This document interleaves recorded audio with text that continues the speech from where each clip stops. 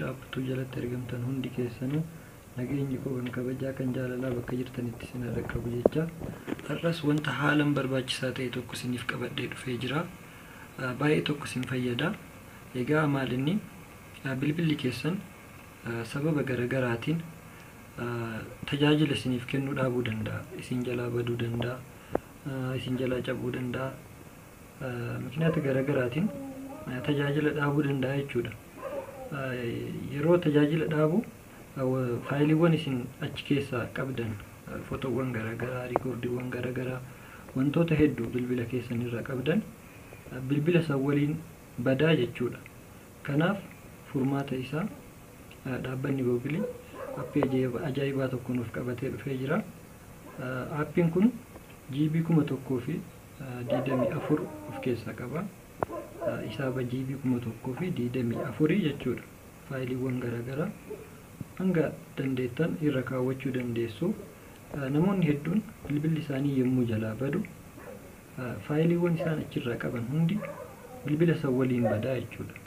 Bilbila san caalaa wanti isaan gaddisiisu faayiliiwwan achirraa qaban suurawwan garaagaraa, riikoordiiwwan garaagaraa wantoota hedduu bilbila keessan irraa qabdanii bilbila san waliin badaa jechuudha. Kanaaf furmaata isaa Googleen aappii ajaa'ibaa tokko nuuf qabatee dhufee jira. Aappii kana akkamitti akka buufattan isinitti agarsiisa. Hanga xumura viidiyoo kanaa na waliin turaa. Egaa daawwattoota kan koo bilbilli keessan GB 16 ta'uu danda'a, 32 ta'uu danda'a, sanii ol ta'uu danda'a. Bilbilli kiyya GB'n isaa xiqqaadhaa jettanii wanni yaaddan tokko illee hin jiru jechuudha. Aappii kana fayyadamuun GB 16 haa ta'u aappii kana fayyadamuudhaan hisaaba GB 1000 fi sanii olii waan barbaadan irra kaawwachuu dandeessu jechuudha.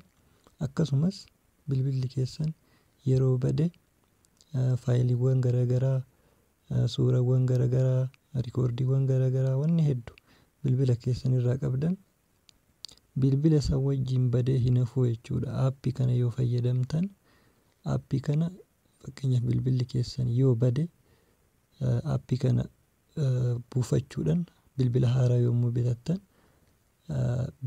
aappii bilbila kanarratti fayyadamtan kana yommuu bilbila haaraa bitattan aappii kana buufachuudhaan imeelii keessan itti galchitanii wantoota bilbila bade sanirraa hunda aappii kana keessatti argachuu dandeessu jechuudha. Aappii baay'ee bareedaadha. Armaan dura aappii kana fayyadamaa turre. Aappii Google Photo jedhu kana. Inni kun GB 15 nu kenna. Baakaappii godhuudhaaf GB 15 qofa nuuf kenna. Kunoo GB 15 baakaappii asirratti gochuu ni dandeenya. GB 15 qofa jechuudha baay'ee xiqqaadha. Inni kun garuu GB 1024 nu kenna. Aappiin amma isinitti agarsiisuuf deemu kun aappii baay'ee bareedaadha. Play Store jala seentanii buufattu.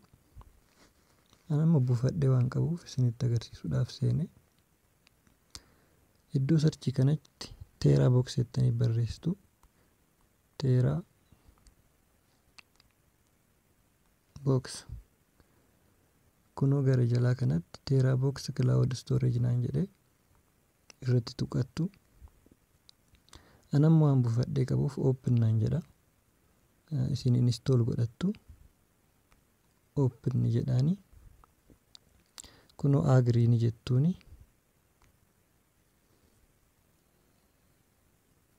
Hanga isiniif banu ni eeggattu. Continue with Google jedha.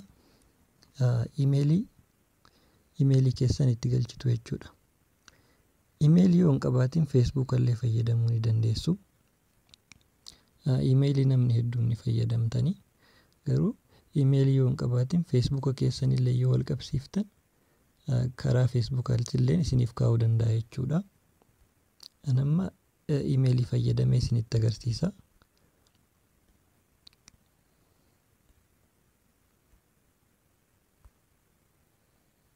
Egaa daawwattoota kan koo imeelii kiyyatti galcheetiin jira.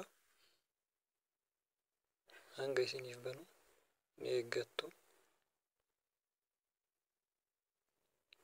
Kunoo haala kanaan nuuf baneetiin jira. Amma xumurree jirra. itti fayyadamuu qofatu nu hafaa jechuudha. Itti fayyadamni isaa baay'ee tokko salphaadha. Waan nama dhibu tokko illee hin qabu. Mallattoo pilaasii kanarratti ni tuqna. Footoo, viidiyoo, dookument as keessaa akka barbaaddan baakaap godhachuu barbaadan irratti ni tuqxu. Fakkeenyaaf ani footoo baakaap gochuu barbaade gaalaarii keessa seensisaa. Hanga baakaap gochuu barbaadan jechuun hanga aappii kanarratti baakaap gochuu barbaadan irratti select ni gootu. Haala kanaan select hanga barbaadan select irratti ni gootu. Gara dhumaa kanarratti upload isa jedhu ni jira. Upload kanarratti yommuu tuqxan gara teeraa boksii kanarratti isiniif kaayaa jechuudha. Hanga barbaadan irratti select gochuudhaan isiniif kaayaa jechuudha. Haala kanaan itti fayyadamtanii waan nama dhibu hin qabu. Aappiin kun akka extenderiitti isin fayyada, ni dabarsa jechuudha. Namni aappii kana qabu, teeraa boksii kana qabu isin maddii jira taanaan mallattoo gara mirgaa jirtu kana si sheerii taanaan isa sheer jedhu kanaan namni aappii kana qabu isin bira jira taanaan akka extenderiitti walii dabarsuun illee ni dandeessu. Aappii baay'ee bareedaadha. Itti fayyadamaa isiniin jedha. Viidiyoon irraaf isiniif qabadee dhufe kana fakkaata. Warroonni chaanaalii kanaaf haarawaa taatan sabskiraayib gochuudhaan maatii ta'aa isiniin jedha. Hanga viidiyoo biraatiin walitti deebinutti nagaan naaf turaa isiniin jedha.